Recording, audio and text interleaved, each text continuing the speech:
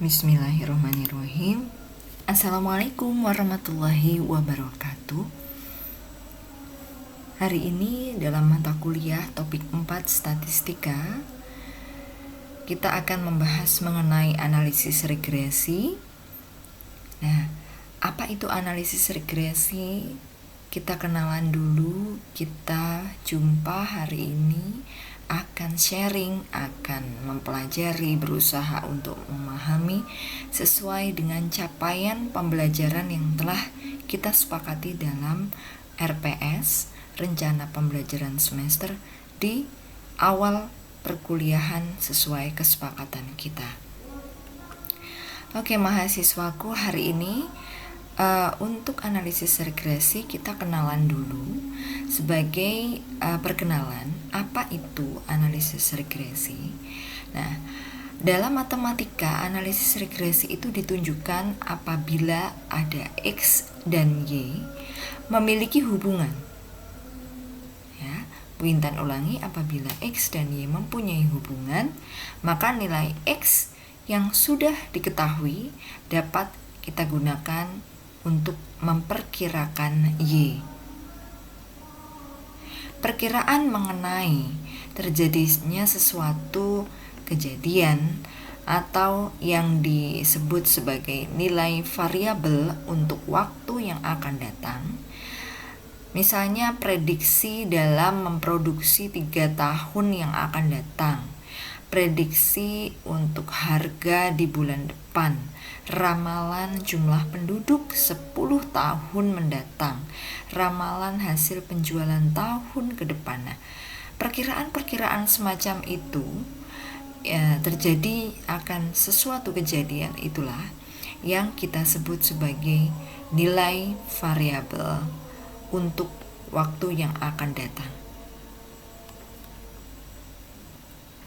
Kemudian, ramalan untuk mengetahui suatu kejadian, baik secara kualitatif, ya, akan turun hujan misalnya, atau akan terjadi perang, atau lah kita tahun depan akan lulus ujian.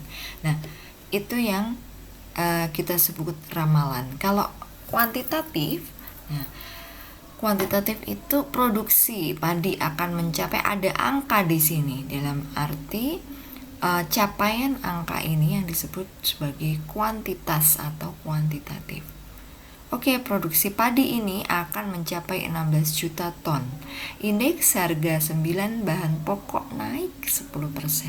Penerimaan devisa turun 5%. Nah, melakukan peramalan-peramalan itu adalah dengan menggunakan garis regresi.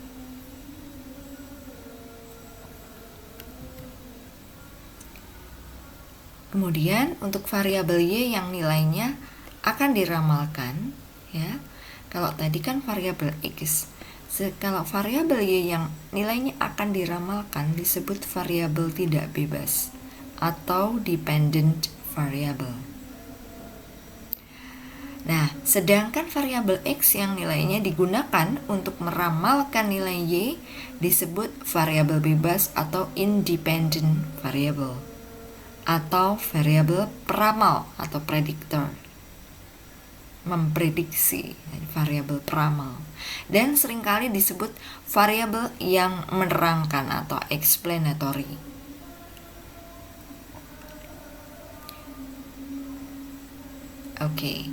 Kita lihat di sini analisis regresi itu untuk apa sih perannya? Analisis regresi itu digunakan untuk mengetahui bagaimana variabel dependent atau kriterium, jadi kita bisa mengkriteriakan variabel bebas, dapat diprediksi melalui variabel independent, ya, atau prediktor secara individu atau parsial maupun secara bersama-sama atau simultan. Nah, hal ini ditunjukkan seperti ini. Kalau kalian lihat, ada X, ada Y. X sebagai prediktor atau variabel independent, Y variabel respon atau variabel bebas dependent. Nah, kira-kira antara X dan Y, adakah korelasi atau hubungannya? Pertanyaan lainnya adalah, dapatkah variabel tersebut memprediksi? Jawabannya ada. Tadi sudah Bu Intan sebutkan bahwa analisis regresi itu digunakan untuk mengetahui bagaimana variabel dependen atau kriterium itu diprediksikan melalui variabel independen yang X atau prediktor secara individu maupun bersama-sama. Nah, ada ilustrasi hubungan positif dan ilustrasi hubungan negatif terhadap regresi, terhadap variabel. Ilustrasi hubungan positif contohnya, sebuah X diprediksi pupuk, kemudian bisa jadi Y-nya ya, untuk yang independennya adalah produksi. Berat badan hubungan positif ya, positif. Mungkin hubungan dengan tekanan darah. Kalau tekanan darahnya tinggi, berat badannya tinggi, berarti disimpulkan prediksi berat badan tinggi, tekanan darahnya akan naik gitu ya. Berat badan tinggi, tekanan darahnya juga ikut naik.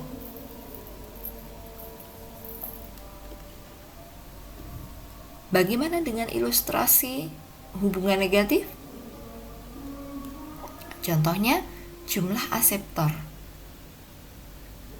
Kita prediktornya adalah jumlah aseptor. Y, jumlah kelahiran.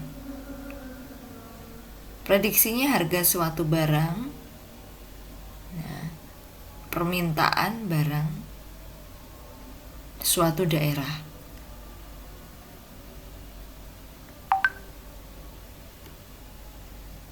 Nah, kalau kalian lihat di sini ada scatter plot example, ada strong relationship atau hubungan yang kuat, dan ada weak atau lemah, hubungan yang lemah, weak relationship.